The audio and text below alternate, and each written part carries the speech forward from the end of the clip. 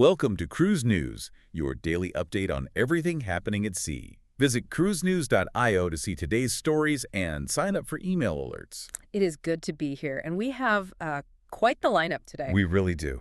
From hurricanes to, well, some really risky behavior and even a man overboard search, today's stories just spotlight how quickly cruise plans and onboard safety can change. They really can. We're looking at a historic storm scrambling itineraries for Disney Cruise Line, a tragic search operation in the Mediterranean involving Viking cruises, and then a viral video from a Royal Caribbean ship that has the internet just screaming at their screens. It's a heavy mix for sure, but if you look closely, there's a thread connecting all of these events. Which is? It's about the illusion of control. I mean, we get on these massive floating city ships like the Disney Treasure or Wonder of the Seas, and because they have a Starbucks and water slides, we kind of forget we are in a hostile maritime environment. That is a really good point. We treat them like hotels, but hotels don't usually have to outrun a Category 5 storm. Precisely.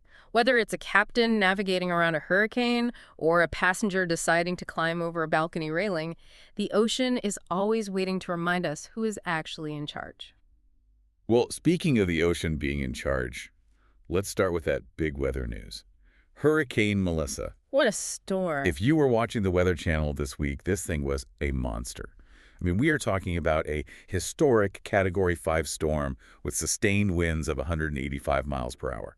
And, just to put that in perspective for everyone listening, 185 miles per hour is not just bad weather. No. That is catastrophic. It's the kind of wind speed that literally strips pavement off the ground. This storm made landfall in Jamaica and caused just severe damage and flooding there, and in Cuba, Haiti, and the Dominican Republic, too. So, obviously, if you are running a cruise line, you are not sending a ship anywhere near that. Yeah. I want to talk about the logistics here, because I think people assume you just, turn the steering wheel and go somewhere else. It is definitely not that simple. Disney Cruise Line had to make massive changes for the Disney Treasure and the Disney Wish. Huge changes. Let's look at the Disney Treasure first. This was a 7-night Halloween sailing. It left Port Canaveral on October 25th. The original plan was the Eastern Caribbean. Right. So Tortola in the British Virgin Islands, St. Thomas in the U.S. Virgin Islands, the classic Eastern route. But Melissa was just barreling right through that corridor. No way around it. So Disney scraps the Eastern plan entirely. They rerouted the ship to the Western Caribbean. Instead of Tortola, guests ended up in Cozumel, Mexico. Right. And here is where I have a question. How hard is it to just switch to Cozumel? I mean, can a ship the size of the Treasure just show up and park? Absolutely not. You have to imagine the Caribbean during a hurricane as a high-stakes game of musical chairs. Okay. Every single cruise line, Carnival Corporation, Royal Caribbean Group, Norwegian Cruise Line Holdings, they are all looking at the exact same weather map. They all want to move their ships away from the storm and into the calm waters of the Western Caribbean. So Cozumel just becomes a parking lot. It becomes the most competitive real estate on Earth. A port like Cozumel only has a specific number of berths. Literally, the parking spots for these massive vessels, and they are booked years in advance. Wow. So when Disney decides to pivot to the West, their operations center is frantically calling port authorities, negotiating fees, and trying to secure a slot before another line takes it. That makes the fact that they pulled this off even more impressive. It is a logistical miracle. If you can't get a dock, you have to tender, which is slower, or you just spend the day at sea burning fuel and dealing with very disappointed passengers. Well, speaking of disappointed passengers or, avoiding that, Disney did something interesting with the schedule. They added an extra day at Castaway Cay. The double dip. Exactly. The Disney Treasure ended up visiting Disney's private island on both October 30th and October 31st. And they did something similar with the Disney Wish. That was a 4-night sailing. They just swapped the order, Castaway Cay first, then Nassau, just to dodge the weather. Why lean so heavily on Castaway Cay? Is it just because it's popular? It's popular, sure, but strategically, it is the ultimate safety valve. This is the massive advantage of cruise lines owning their own private destinations. Ah, okay. When the rest of the Caribbean is closed or fully booked, Disney doesn't have to call a foreign government to ask for permission to dock at Castaway Cay. They own the island. They own the pier. They are their own port authority. Exactly. It turns a potential scheduling nightmare into a bonus day for the guests. Oh, we can't go to St. Thomas. No problem. Here's another day at the beach. It saves the vacation experience. And speaking of that vacation experience, I noticed Disney mentioned that port adventures for the canceled stops were automatically refunded For people who don't cruise often, are port adventures just excursions? Yes, that is just Disney branding for shore excursions, snorkeling, city tours, that sort of thing. But that automatic refund is crucial. Why is that so important? Usually that money is tied up with third-party tour operators on the islands. Getting that cash back to the guest instantly without them having to stand in line at guest services prevents a riot at the front desk. I can imagine. And it wasn't just Disney, right? The whole industry was scrambling. Oh, everyone was moving. Mm. We saw Royal Caribbean's Icon of the Seas and Celebrity Cruises' Celebrity Beyond shifting away from St. Martin and St. Thomas, heading toward Mexico and Honduras. And what about the others? Carnival Dream and Norwegian Joy couldn't even find ports. They just opted for extra sea days.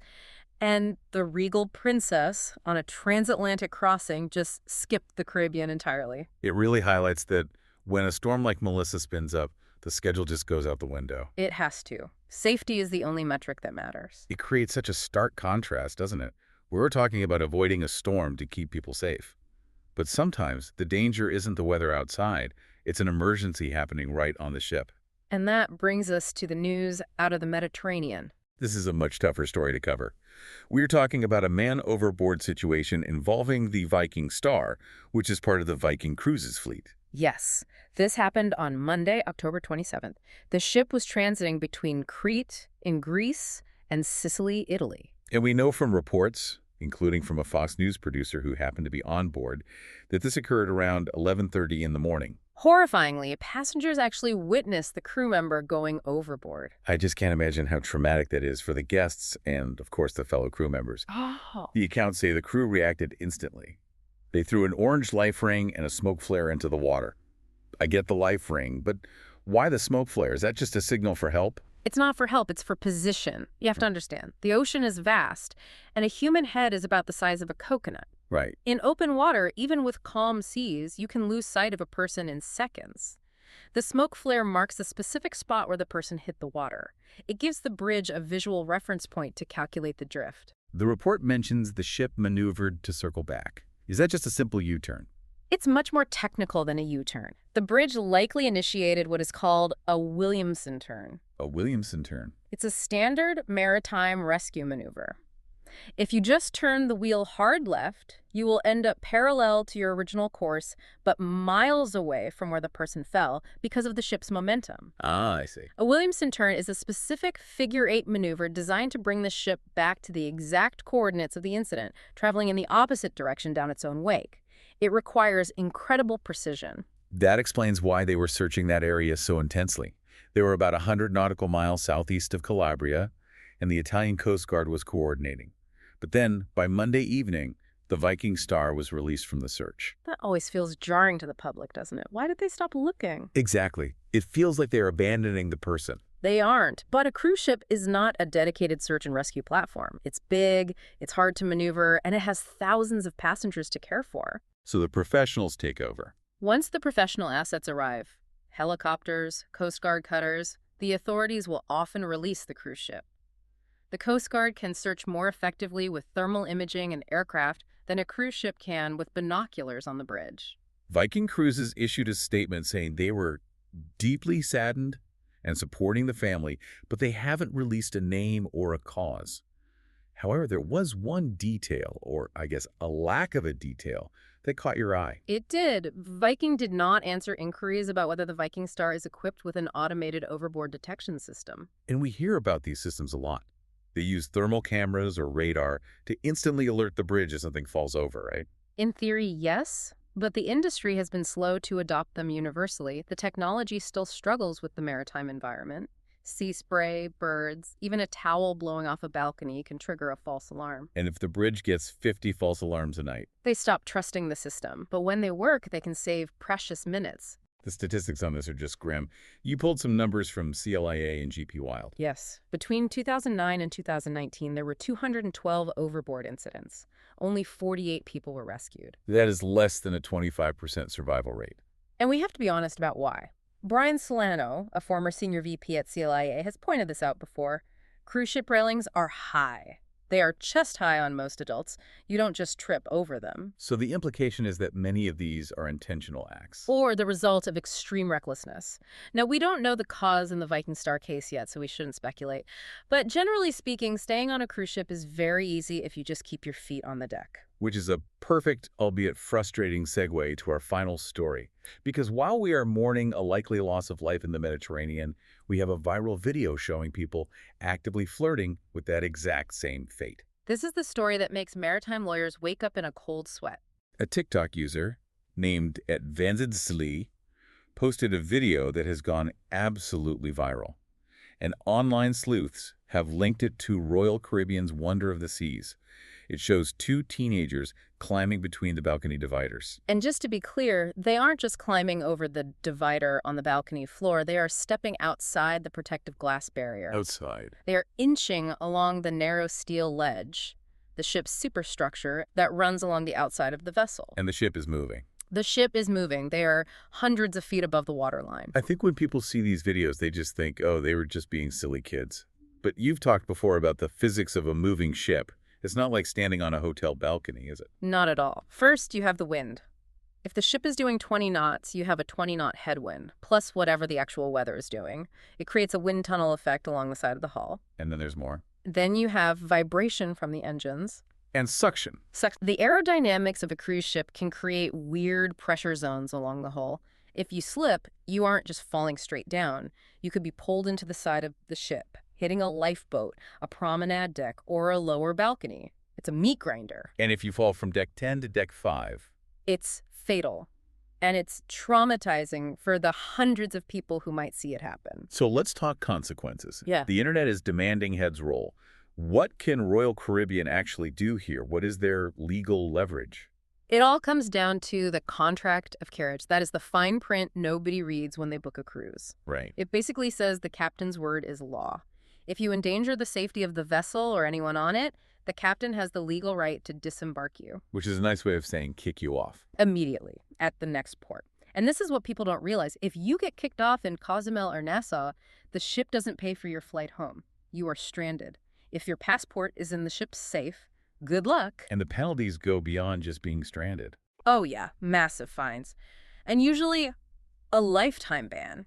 We have seen Royal Caribbean issue lifetime bans for similar stunts before. You will never set foot on their ships again. The public reaction to this has been fierce. We are seeing comments like one from a Becky Rendell who wrote, "Parents don't care as long as they're not bothering them."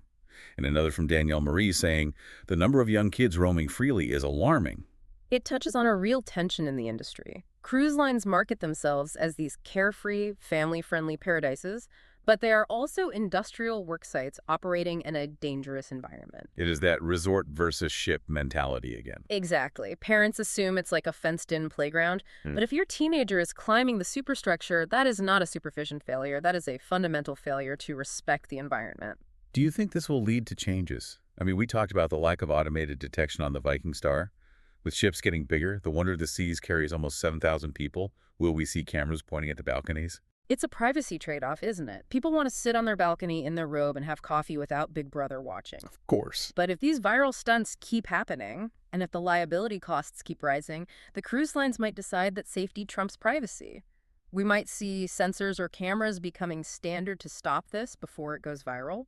It's a sobering thought. We started with a hurricane, moved to a tragedy, and ended with just utterly reckless behavior. And the common thread is respect. You have to respect the force of the weather, you have to respect the ocean, and you have to respect the rules that keep you alive. A cruise ship is a marvel of engineering, but it is not a theme park on land. It's an active vessel. It is, and whether it is the captain of the Disney Treasure rerouting to avoid a storm, or a passenger simply deciding not to climb a railing, adherence to safety protocols is the only thing preventing disaster. Well, on that note, we are going to wrap up this deep dive. A lot to think about before your next sailing. Thanks for listening to Cruise News. Visit cruisenews.io to catch up on the latest updates and sign up for free email alerts.